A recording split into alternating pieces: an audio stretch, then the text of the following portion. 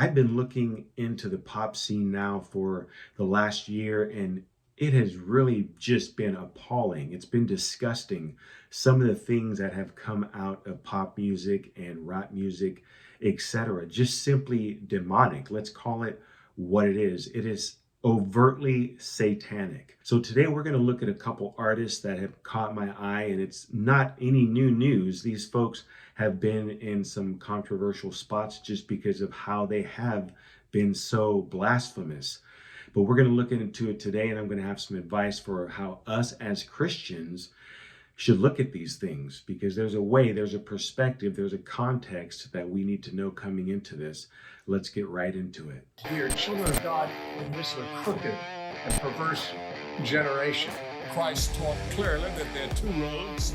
Life never allows neutrality. So first of all, let's look at a few of the artists that have kind of made headlines. Doja Cat puts out her song called Demons. On YouTube, it has 552,000 likes.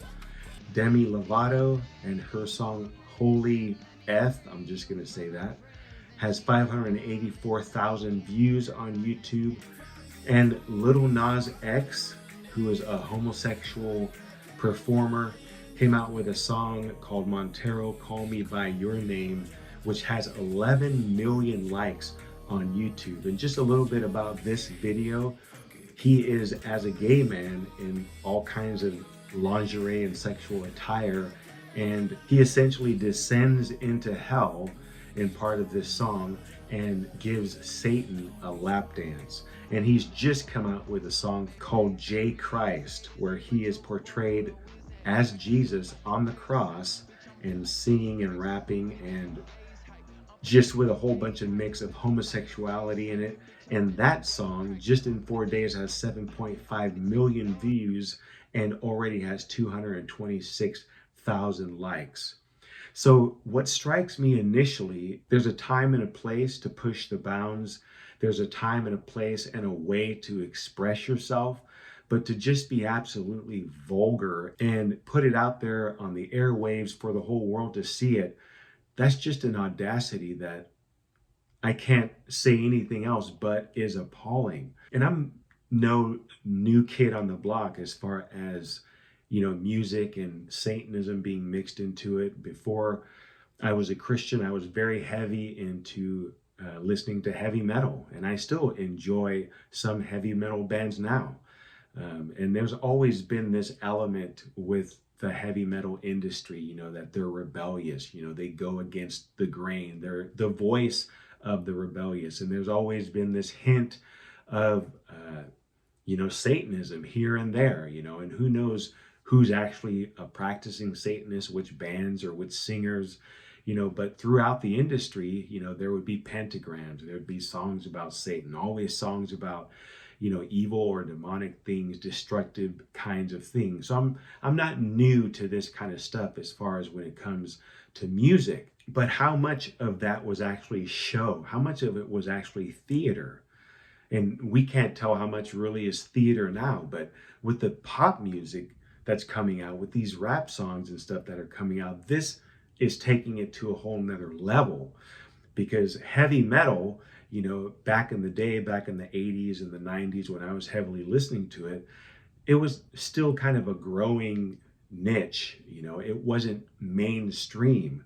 But now when we talk about pop music and rap music, these are mainstream artists. And when these artists are coming out and just blaspheming God and just dragging the image and the person of Christ through the mud and portraying themselves as demons, portraying themselves as having sexual encounters with Satan, what are they putting out to the world? That's something that I have said before, and I've even counseled myself, when preparing for this podcast. Be careful what you put out into the world. Be careful what message you put out into the world, because that affects people, that affects society, it affects culture, it affects the norms that we have every day. Music, the arts, they've always been trendsetters in the culture. So it's a profound thing to me that Satan is suddenly out there, just in the open, just blaringly obvious for everyone to see. And I know I sound like, those parents and those people back in the 60s, 70s, and 80s who were, looking at heavy metal music and saying it was the devil's music, and, all of these other people and entities that have kind of cried out against this. But I can't help it. It's just so appalling to me to see. I was watching Michael Knowles from the Daily Wire a while ago, and he had a Catholic priest on his show who he was interviewing, and this priest was talking about his experiences with people being demon possessed and exorcising those demons out of people. That was what he did. What a cool job, right? Man, that would be almost like a dream job to be able to do that. Honestly, that would be so cool. But one thing that Michael Knowles said in the introduction to that video, he said, it was just kind of shocking how Satan is just totally putting himself out there these days throughout our culture, throughout all the aspects of entertainment, etc. And no one's really pointing it out. No one's really saying, hey, this is kind of weird. Well, that's what I'm doing right now. I'm saying, hey, this is really weird. It's not kind of weird. It's really weird. And another thing is that they're getting millions of views, millions of likes. They have a huge support, amongst people in the world, in our country, in our neighborhood. They're getting millions of likes, millions of views. And what I've seen is just on YouTube. Who's to say what they're getting on iTunes or Apple Music? I'm sure at least that much. The exposure is out there. And so we shouldn't be surprised even when the world sees this kind of stuff, this demonic, this satanic representation, and they like it. They eat it up like candy. I mean, why would millions of people be entertained by this kind of stuff? That's really the question. The answer is because they're sinners, and it reveals already what's in their heart, their angst against God, whatever disdain they have against Christ, however they feel about Christianity, all of it, everything in the world is simply anti-Christ. So why are we surprised? Let's look at what Jesus says here, one specific thing that Jesus says, and then we're going to kind of go down a rabbit hole, and we're going to put this into context. Jesus said in John 12, verses 27 through 32, "Now my soul is troubled, and what shall I say? Father, save me from this hour. But for this purpose I came to this hour. Father, glorify your name." Then a voice came from heaven saying, "I have both glorified it and will glorify it again." Therefore the people who stood by and heard it said that it had thundered. Others said, "An angel has spoken to him." Jesus answered and said, "This voice did not come because of me, but for your sake. Now is the judgment of this world. Now the ruler of this world will be cast out. And I, if I am lifted up from the earth, will draw all peoples to me." This he said, signifying by what death he would die. So there's three things to pull from this verse, what Jesus is saying here. First of all, Jesus prays to God and God responds. And there's witnesses. There's people around who heard the voice, even though they didn't know where it came from. Some people thought it was an angel. Other people thought it thundered, etc. But a voice from heaven, which was God, responded to Jesus, which points out that Jesus is the Son of God. If God acknowledges you, then whatever you're doing for God, then God is happy with that. He confirms it. And so God confirms that Jesus is his Son. And Jesus is having this conversation before he's going to the cross. And he says, if I be lifted up, that all people are going to be drawn to me. Jesus will forever be the symbol and the only way of salvation. Him on the cross will always be the symbol of the ultimate sacrifice that God did for us, all of humanity, so that we could have the opportunity to be saved. And all people will be drawn to Christ because of that. And they'll either love him or they'll hate him, as we see a lot in the world today, a lot in pop music and rap music today, that people hate Christ. That's a response. That's one of the two responses. But look at what else Jesus says here, and this is what we're going to key on. This is the context. Jesus says, now the world is being judged, and the ruler of this world is being cast out. Who is the ruler of this world? Some people, some Christians, think that Christ is the ruler of the world, and Christ is Lord of Lords and King of Kings. The Father has given him authority over all flesh and all things concerning the church. So don't get me wrong, Jesus is Lord. But when we talk about who the ruler of this world is, that is Satan. That is Satan without a doubt. And we'll go into some more scriptures, but I want to point out the example of when Jesus was tempted in the wilderness. Jesus went into the wilderness for 40 days. He didn't eat the whole time, and Satan came to tempt him. And what did Satan do? Satan took Jesus around the world and showed him all the great temples, the great nations, all the wealth that was in the world. And he said to Jesus, if you just fall down and worship me, I will give you all of these. Now, how is it possible for Satan to give Jesus something that doesn't belong to him? How does Satan have the authority to make that offer and back it up? If Satan didn't own all of the nations, if he wasn't ruler over the powers that be in the world, how could he offer that to Jesus? Jesus said that Satan would be cast out. And Satan was casted out. He was casted out of heaven. No longer can he accuse us before God anymore like he did with Job. But the process of Satan being cast out of the world and his rulership being ended, that is still an ongoing process. Jesus essentially infiltrated the enemy territory, which is the planet Earth, and he set up his infantry. Jesus set up his own military camp on enemy ground. And that's what Christians are in the world. We are a military camp on the enemy's territory. And we're here to rescue as many as we can before we ourselves are taken off the planet, aka we die and we go to heaven. That's our mission. So we shouldn't really be surprised when we look around planet Earth and we look at humanity and it's acting like the devil.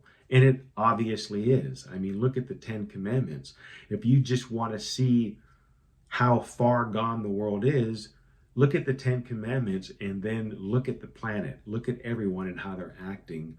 And that's a barometer there for you that the world is clearly strayed away from God. But look at what Paul says here in Ephesians chapter 2, verses 1 and 2. He says to the Ephesian church, and you he made alive, he being Jesus, who were dead in trespasses and sins, in which you once walked according to the course of this world, according to the prince of the power of the air, the spirit who now works in the sons of disobedience, among whom also we all once conducted ourselves in the lust of our flesh, fulfilling the desires of the flesh and of the mind, and were by nature children of wrath, just as the others. Now there's a lie that's been floating around for a long time. I've heard it on a number of occasions when I've talked to people about God. This is the lie. One of the greatest deceptions that the enemy has ever put in anyone's mind is this, that everyone is a child of God. Absolute lie. Paul calls people who are not saved yet sons of disobedience and children of wrath. What does that mean? A son of disobedience. That means you are the offspring of disobedience. The devil. You're under the influence of the devil if you are not saved and you are just living the normal unbeliever life. That's just scripture. because you live in a lifestyle, you conduct yourself to the way of this world, and the way of this world is ruled by Satan. And therefore, by default, because that is your influence, because that's where you get your primary priority and your primary just customary lifestyle outside of the will of God, by default, that makes you someone who exists in disobedience. And you're probably entirely unaware of that.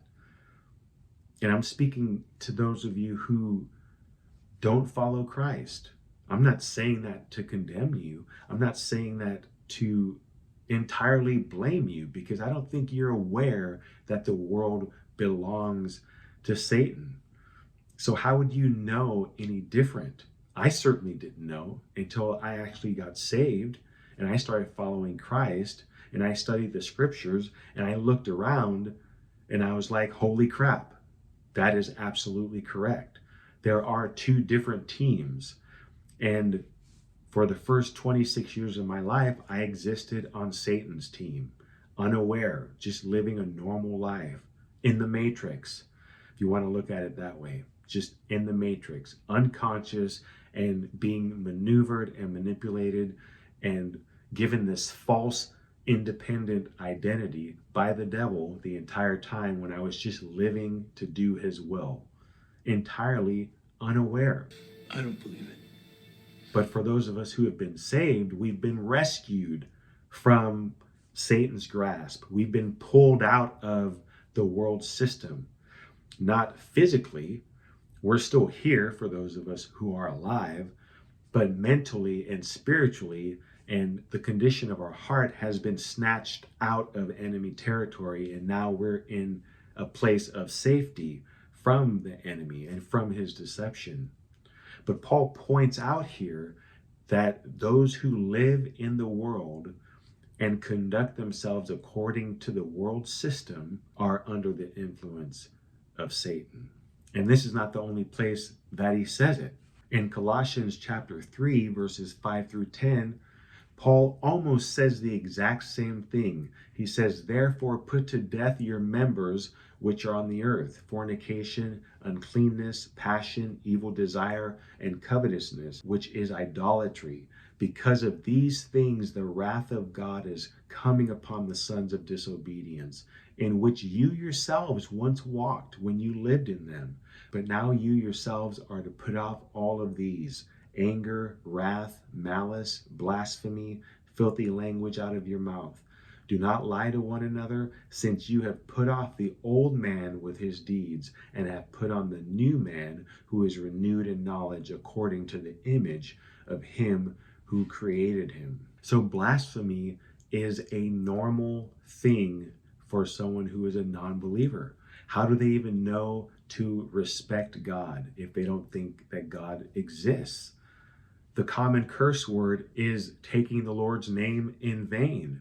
It's just a cultural thing now. So when we look at these pop singers and these rap stars or these other entertainers, movie stars, and just all of these people who are eyeball deep in the world, and they're blaspheming and they're portraying themselves as demons, and they're portraying themselves in demonic or occult kinds of behaviors, gross sexual kinds of behaviors, why are we even surprised? We know where all of this is going. We know where it's coming from, and we know the end game. The majority of people will not be saved, unfortunately. And I don't say that with any kind of joy or happiness about it. It's just the reality. And so the small minority of people who actually do get saved will watch, generations come and go. People, cultures, societies, the government, everything, the whole world belongs to the devil. So we will watch the devil use people, because people are his playground. Remember, the scripture said, when God asked Satan, he said, Satan, where have you been? What did he say? Walking to and fro throughout the earth. That's what Satan does. He's a roaring lion looking for weak prey. And for you, if you're not a believer yet, but you're seeing these things in the world, You're seeing, the blasphemous things, the demonic things, and you're unsettled about that. You're not comfortable with that. And you're seeing that the world is essentially flying off the hinges. It's tearing apart at the seams as far as morality. If you think that things have gone too far, then you should consider joining the team that Jesus is on. You should consider joining his team and get off the enemy's team, because it's only going to get worse. God loves you. He loves everyone, and he wants to rescue everyone before it's too late. And time is short. That's why all of these things are coming up more than ever, and they will continue to get worse. The devil is playing for keeps, and he knows his time is short. Jesus will return soon. The only thing you have to ask yourself is, when he does, are you going to be on his side, or are you going to be here on the earth with those fighting against him? If you want to be on the winning side, if you want to be on the side of goodness and purity and holiness and right living, if you want to be on the side of Jesus, and in your heart you're sincere, and you have just enough faith to pray this prayer and to believe it, and to believe that God will respond to you, because he will. He's waiting on you. If you have just that much faith, just pray this prayer. And it's not about the words. You can use whatever words you want, but it's about the heart behind the words. Just say to God, in the privacy of wherever you're at, God, I want to be on your side. I don't want to be a part of what's going on in the world.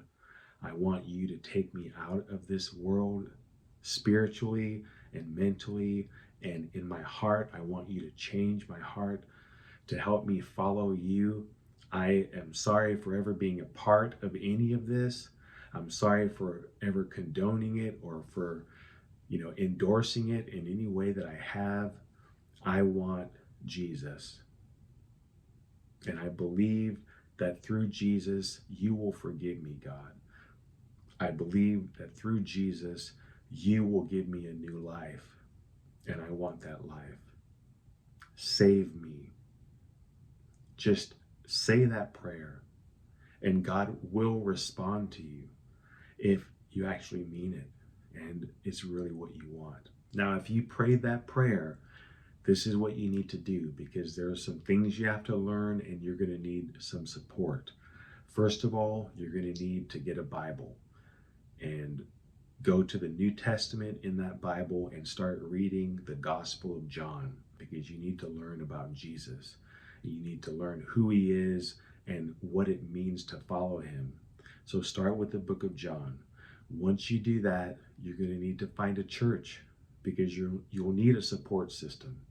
You'll need to find a place where you're comfortable, where you feel like you can be yourself, where you're accepted, and where people are actually trying to help you and give you some direction, because you just need a little nudge, and people are good about being able to do that. Christian people, make sure it's a Christian church. It can't just be any church. You have a new king now. You have a new Lord, and you need to figure out who that is and what he wants and how we live in service to him. If you pray that prayer, I'm excited for you, because you have just been rescued. If you believe it and your heart was sincere, you've now been rescued out of the enemy camp. Welcome to the good side.